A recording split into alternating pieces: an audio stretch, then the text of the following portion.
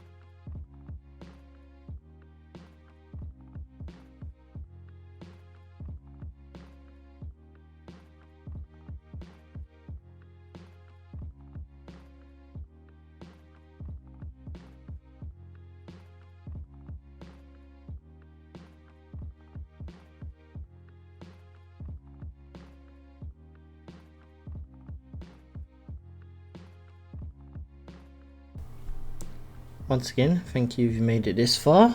You know, we went on a 30-day journey, and I actually enjoyed Blender, to be honest. It's really good.